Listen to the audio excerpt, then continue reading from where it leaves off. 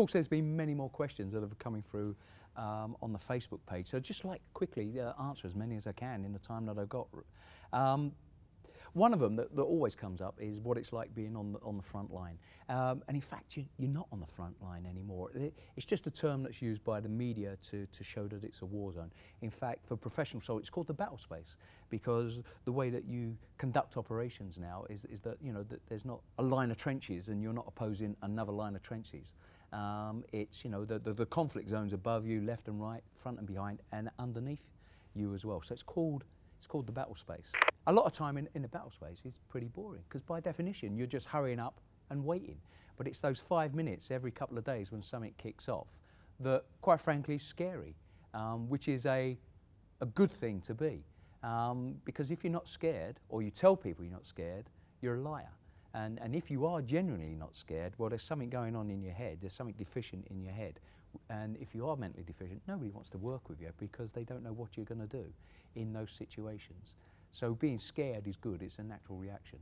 And I didn't know that, and well, I knew it, but I wasn't going to tell anybody that I was scared because I thought it wasn't the macho thing to do. And it wasn't until I got into Special Forces that I'd sit down with you know, Special Air Service soldiers who have done 16 years of service, who would quite easily just say, well, I didn't like that, that was scary.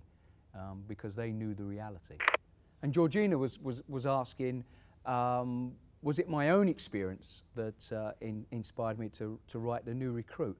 And there was a mixture of that, because I am a product of junior service as a 16-year-old boy soldier, and without that opportunity I would have never gotten the education that I'd got whilst I was in boy service and whilst I was in the rest of my time in the army.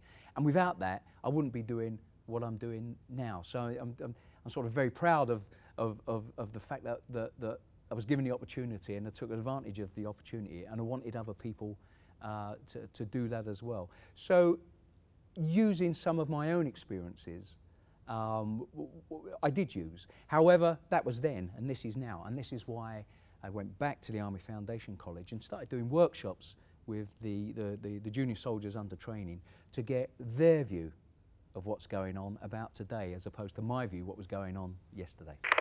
Another question that always comes up is, how did I become a novelist? And actually I don't really know, it just sort of happened really.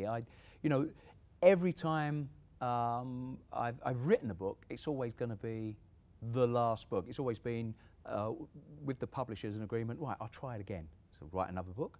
Started the Nick's Stone series of books. Okay, I'll write another one. It's only been about the last 6 or 7 years where I've actually got to a formal point with the publishers where I signed to write 3 books over 3 or 4 years. So it's sort of just evolved that I become a novelist. There's never been any sort of big plan. Really, I just get on with it. And I always get asked for advice about becoming a writer. And there's the one piece of advice that I always give everybody, and that is to sit down and write. There's far too many people who have a story, they've got an idea, whatever it may be, but they spend too much time thinking about it because they want to get it perfect in their head. And it doesn't work like that. What you've got to do is sit down and write. And if it's a load of old rubbish, well, you'll find out when you read it the next day. But it's always better to criticize than it is to create.